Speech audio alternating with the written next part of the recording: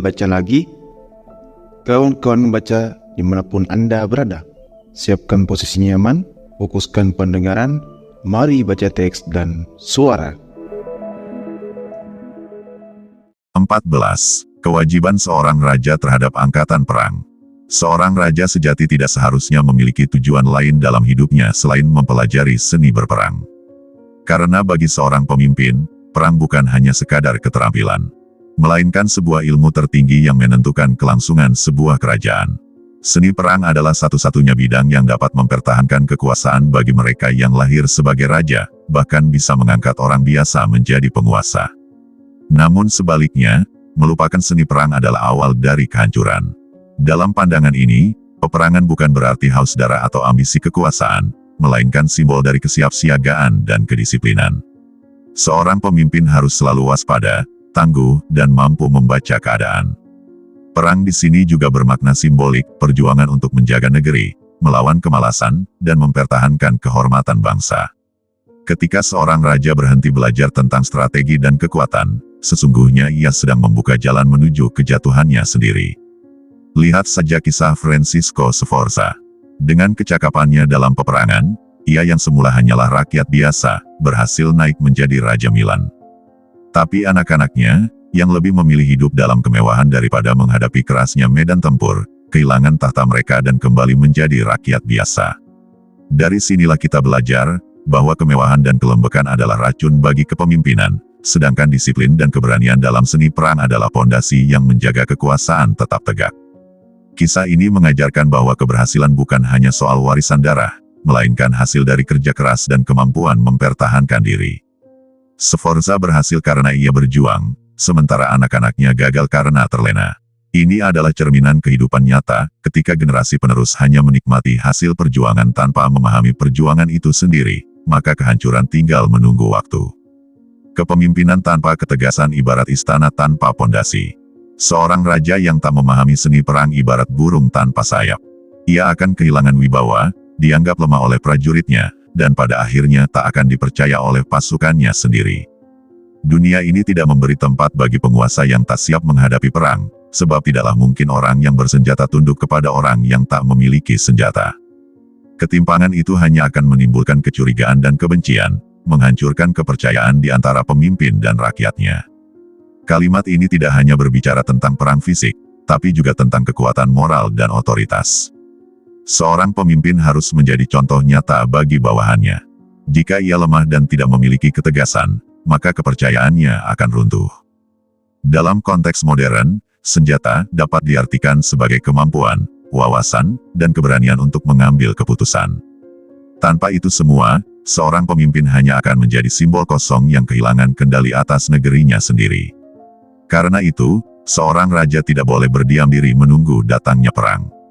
Ia harus berlatih setiap saat, bahkan di masa damai.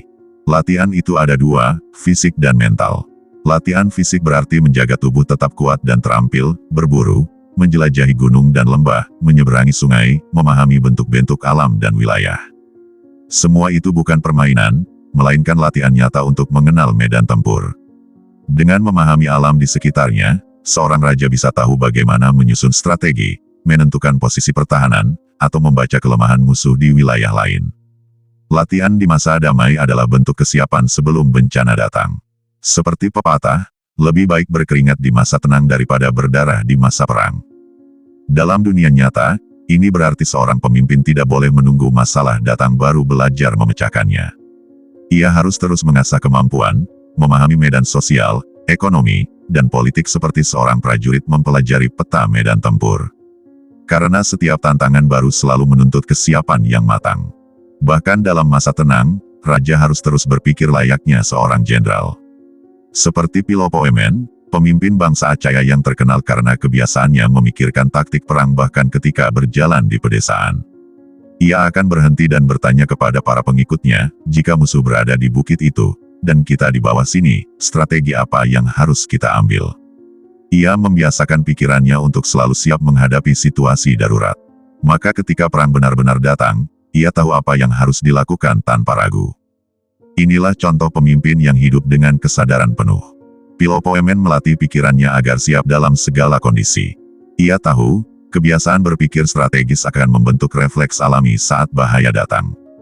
Dalam kehidupan modern, hal ini berarti selalu memikirkan rencana cadangan, memahami risiko, dan tidak pernah berhenti belajar dari keadaan sekitar.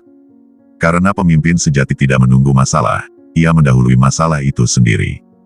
Latihan kedua adalah latihan mental. Raja harus membaca sejarah dan belajar dari para tokoh besar. Dari sana ia dapat melihat bagaimana mereka menang, bagaimana mereka kalah, dan mengapa. Ia akan belajar menghindari kesalahan yang membawa kekalahan, serta meniru langkah-langkah yang membawa kemenangan. Alexander Agung meniru Achilles, Caesar meneladani Alexander, dan Scipio belajar dari Cyrus. Mereka semua paham bahwa kebijaksanaan tak lahir dari kesombongan, melainkan dari kemampuan belajar dari masa lalu. Sejarah adalah guru yang tak pernah mati. Dalam setiap kisah kemenangan, ada strategi yang bisa dipelajari, dan dalam setiap kekalahan, ada pelajaran yang harus diingat.